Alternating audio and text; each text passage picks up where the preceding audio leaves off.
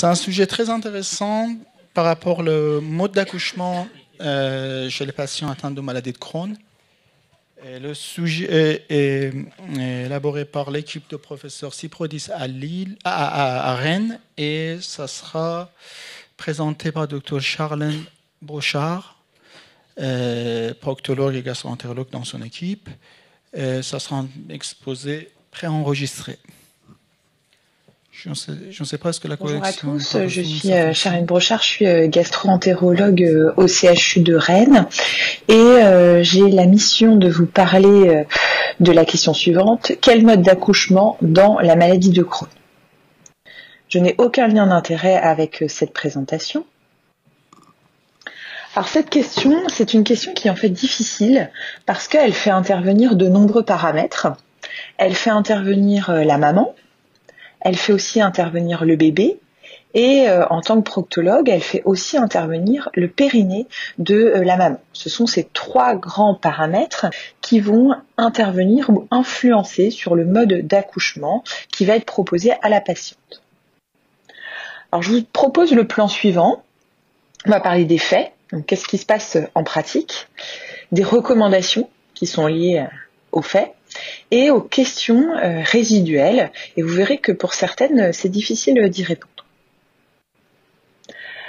Alors, premier fait, c'est quel est le taux de grossesse chez les patientes qui ont une maladie de Crohn. Alors, il y a eu deux grands travaux récents qui sont des cohortes, une coréenne, l'équipe de Lee, et une française par l'équipe de Meyer, qui a décrit en fait le taux de grossesse chez les patientes ayant une maladie de Crohn par rapport à la population non Crohn. Donc comme vous le voyez en bleu, le taux de grossesse dans la population qui a une maladie de Crohn est plus faible que chez les patients qui ont une maladie de Crohn. Il est de 26 versus 32,3 et de 23 versus 31 en France. Donc le premier message, c'est que finalement les femmes qui ont une maladie de Crohn sont moins souvent enceintes. Alors ensuite, il nous fallait comparer, essayer d'identifier finalement les taux de césarienne versus les taux d'accouchement par voie basse, puisque c'est les deux modes d'accouchement possibles. Et je voulais vous montrer quand même les taux de césarienne dans le monde et à quel point ils étaient différents en fonction des pays, en fonction des niveaux sociaux. Donc en rouge, c'est les pays où finalement le taux de césarienne est très faible, c'est essentiellement en Afrique. Et plus on va vers le bleu et bleu foncé, plus le taux de césarienne est élevé. En France, le taux de césarienne, là, sur ces dernières années, est de 19,6%.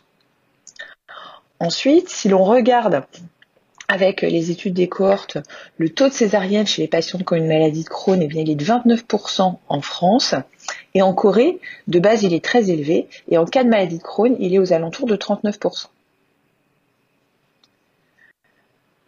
Ensuite, donc chez les patients, les patientes qui ont une maladie de Crohn, on peut aussi regarder comment vont leurs bébés. Est-ce qu'il y a des différences par rapport aux bébés des patientes qui n'ont pas de maladie de Crohn?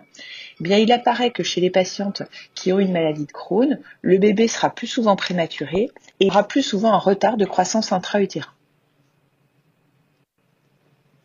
Alors, si on s'intéresse maintenant à la cause, au motif de la césarienne, donc il y a effectivement dans une étude chez 8 patientes ayant une maladie de Crohn, pour lesquelles 8 la césarienne était planifiée et 16 la césarienne n'était pas planifiée. Donc les 5 d'entre elles c'était lié à leur maladie de Crohn, une d'entre elles a une poussée de la maladie, mais il y avait aussi des causes qui n'étaient pas liées à la maladie de Crohn. D'accord ? Par ailleurs, 16 césariennes ont été réalisées, mais elles n'étaient pas planifiées. Alors, essentiellement, comme vous le voyez ici, pour des causes qui sont plutôt en lien avec des causes obstétricales, liées au bébé, et pas tellement en lien avec la maladie de Crohn, puisque dans un seul cas, la césarienne a été faite pour pousser de la maladie. Donc ça, c'est aussi un message important. Le taux de césarienne est élevé, en fait, chez les patients qui ont une maladie de Crohn, mais ce n'est pas toujours lié à la maladie. L'autre question, c'est que quand on parle de modalité d'accouchement, en tant que proctologue, on parle aussi et on pense forcément aux traumatismes périnéaux. Alors, dans une étude qui est en fait un court rapport, mais qui est très récent, qui date de 2022, eh bien, les traumatismes périnéaux sont rares. Ils sont rares à la fois chez les patientes qui n'ont pas de maladie de Crohn, comme vous le voyez, les LOSA 3 ou 4 sont présents dans 3,4%, et 2,2% chez les patientes qui ont une maladie de Crohn. C'est comparable entre la maladie de Crohn et la rectocolite hémorragique. Donc ça, c'est un premier message. Finalement, c'est un phénomène qui est très invalidant, mais qui reste rare, fort heureusement. La question qu'on peut aussi se poser, c'est est-ce que les traumatismes périnéaux, dans le cadre de la maladie de Crohn, et plus particulièrement s'il y a eu des lésions anopérinéales de Crohn, est-ce que c'est associé au passé périnéal? Eh bien, toujours dans cette étude, dans ce court rapport, il apparaît que les lésions périnéales et l'histoire périnéale passée n'est pas associée à la survenue du traumatisme périnéal. Alors voici pour les faits, pour ce qui se passe dans la réalité. Et maintenant, en fait, je me suis dit, je vais regarder les recommandations.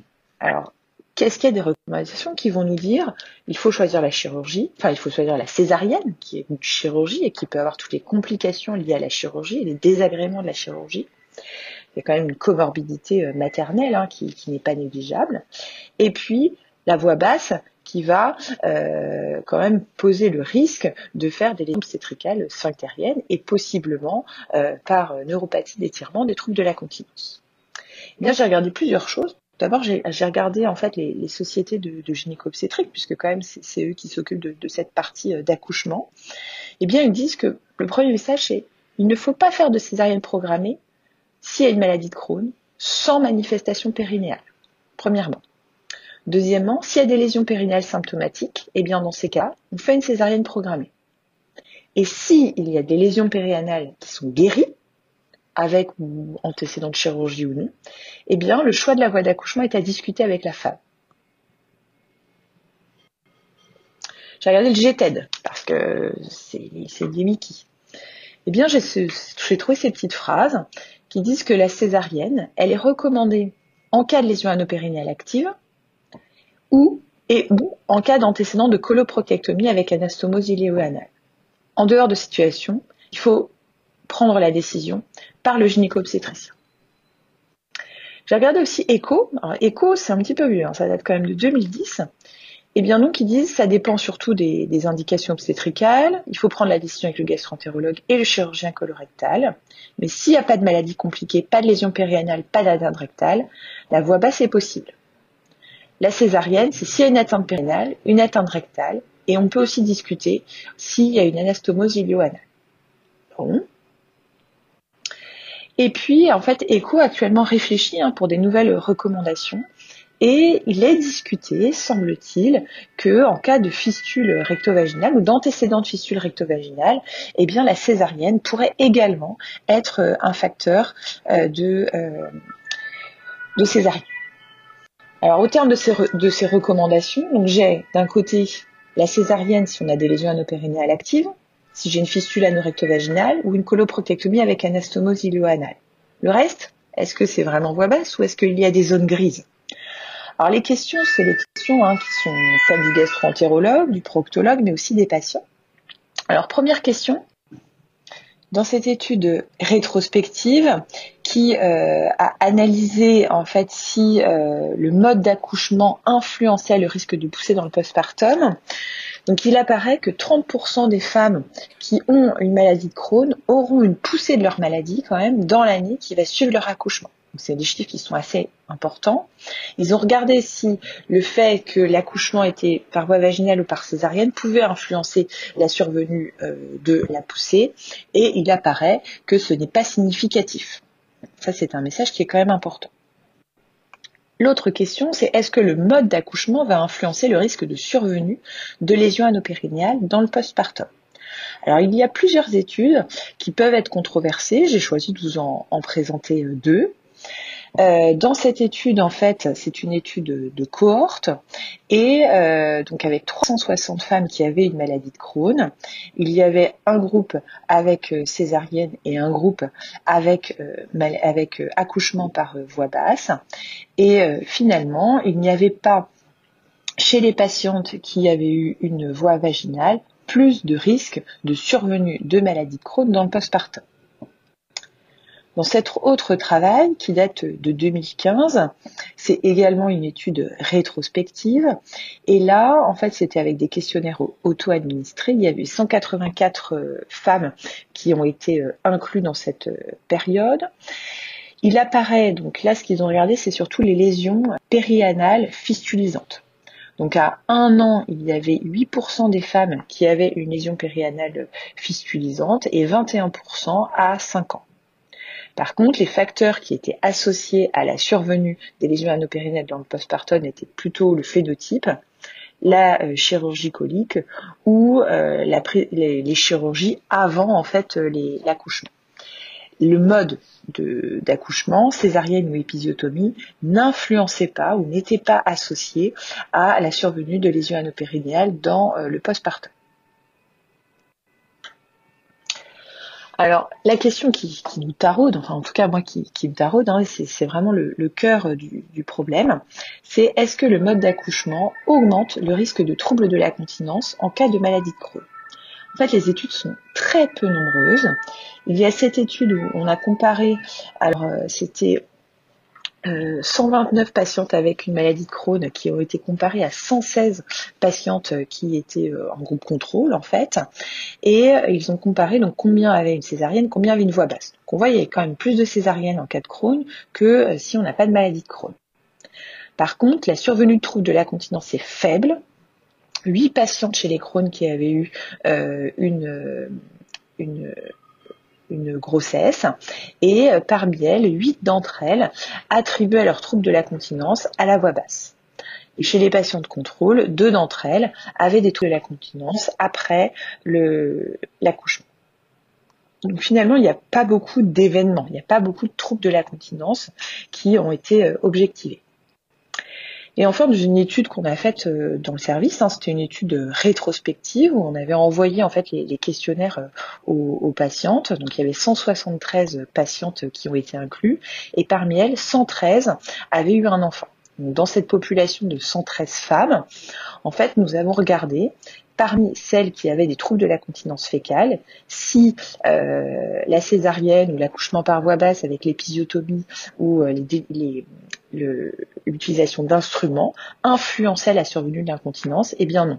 Ce n'étaient pas des facteurs associés, mais il y avait plutôt le passé de chirurgie abdominale, de chirurgie fistulanale. Donc ça, c'est un message qui est important. Il est cependant à prendre avec prudence parce que finalement, on a un recul qui n'est probablement pas assez long. Alors, césarienne versus voie basse, il y a encore des questions. On sait d'un côté que s'il y a des lésions actives, une fistule anorectovaginale, une anastomosie ilio-anale, c'est la césarienne. Par contre, il y a une espèce de zone grise qui est assez difficile à prendre en charge. Quels sont les objectifs? Est-ce qu'on veut prévenir des troubles de la continence? Alors aujourd'hui, il n'y a pas de facteurs vraiment qui vont pouvoir nous permettre de répondre à cette question parce que les durées de suivi sont trop courtes, tous les facteurs ne sont pas pris en compte, et puis il n'y a pas vraiment de facteurs chez les patients qui vont pouvoir prédire la survenue de lésions anopérinéales de Crohn. Donc les messages. Les grossesses sont moins fréquentes chez les patients qui ont une maladie de Crohn, un taux de césarienne élevé, sans que ce soit dû forcément à la maladie de Crohn. Les traumatismes périnéaux sont rares, ils ne sont pas associés au passé périnéal.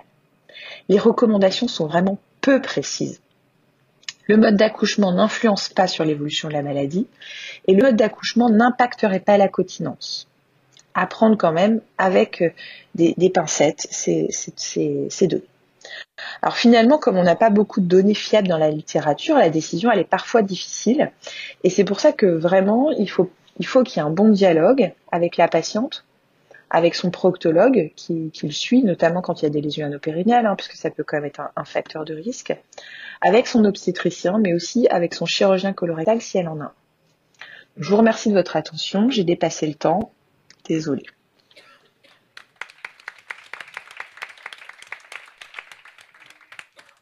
Merci beaucoup Charlène, je crois qu'on l'a en direct.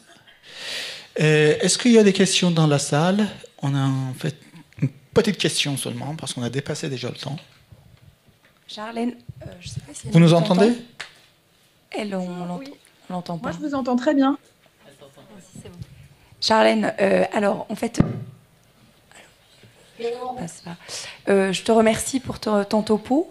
En fait, j'avais une question. C'est-à-dire, en fait, on a de plus en plus tendance à faire des bilans périnéaux postérieurs pour des patientes qui ont eu des LOSA avant de décider de la modalité du deuxième accouchement. Et là, on nous dit, bah, en fait, une patiente qui a eu un passé de fistule anale opérée, multi-opérée, bah, si la maladie n'est plus active, on peut l'accoucher par voie basse. Ça, c'est les recommandations. Pas de bilan, on y va. Qu'est-ce que tu en penses? Alors, merci pour ta question. C'est vrai que c'est une question qui n'est pas facile parce que c'est vrai que normalement, il n'y a pas de recommandation pour faire un bilan fonctionnel périanal, manosplie, écho-endo. Écho-endo, on les fait en général après les LOSA. Et ça impacte finalement assez peu en général la modalité des voies d'accouchement pour le deuxième accouchement. Après, ça, c'est un peu hors maladie de Crohn. Nous, en pratique, c'est vrai qu'on les voit, on essaie de faire une espèce de cursus avec les gynécos, les obstétriciens, et de faire une évaluation anale après les LOSA pour voir quelle modalité d'accouchement pour le deuxième, ce qu'on fera pour le deuxième accouchement. En pratique, il y a une patiente sur deux qui... Donc déjà, c'est un message.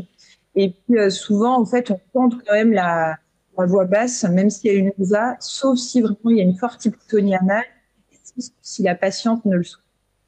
Souvent, c'est quand même la patiente qui un peu donne son dernier mot. En tout cas, j'ai plutôt, moi, cette impression-là. Les gynécologues, enfin, les obstétriciens vont plutôt promouvoir la voix basse. Et puis le proctologue, ça dépend. Moi, je prends plutôt la césarienne pour LOSA et qu'il y a un deuxième enfant. Et c'est probablement très, très subjectif. Merci beaucoup, Charlène. On va passer peut-être à la présentation suivante. Merci beaucoup.